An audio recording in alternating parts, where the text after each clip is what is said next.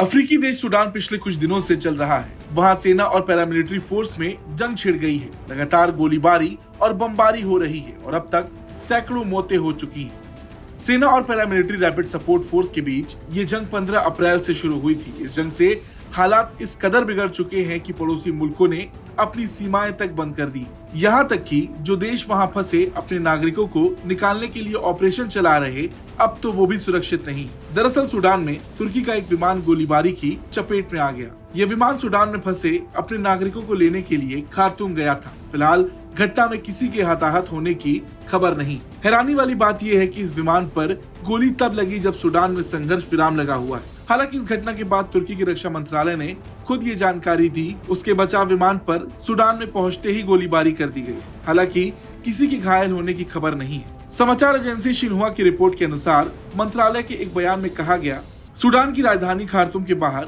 वाडी सीडना हवाई अड्डे पर तुर्की C-130 विमान पर फायरिंग की गई। विमान सुरक्षित रूप से उतरा। किसी कर्मचारी के घायल होने की खबर नहीं है और विमान को निरीक्षण के लिए पार्क किया गया है। बता दें, हर देश की तरह तुर्की भी सूडान में अपने लोगों के लिए पिछले कुछ दिनों से निकासी अभियान चला रहा है, जहां सूडानी सेना और अर्धसैनिक रैपिड सपोर्ट फोर्स के बीच भयंकर लड़ाई छिड़ी हुई है। वहीं इस घटना पर सूडान की सेना ने RSF पर तुर्की निकासी विमान पर फायर करने का आरोप लगाया, जबकि RSF ने विमान पर गोलीबारी से इनकार कर दिया है। तुर्की के विमान पर गोली लगने से बाकी देश भी थोड़ा परेशान है, क्योंकि यह घटना दोनों पक्षों के 72 घंटे के युद्ध विराम के ऐलान के बाद हुई। संघर्ष विराम के दौरान अन्य विदेशी सरकार भी सूडान से अपने नागरिक निकाल रही है, जिनमें भारत भी शामिल है। भारत का ऑपरेशन कावेरी भी इन दिनों सुर्खियों में है। इस ऑपरेशन के जरिए वहां से अब तक कई भारतीय नागरिकों को सुरक्षित निकाला जा चुका है और अभी भी बचाव कार्य जारी है।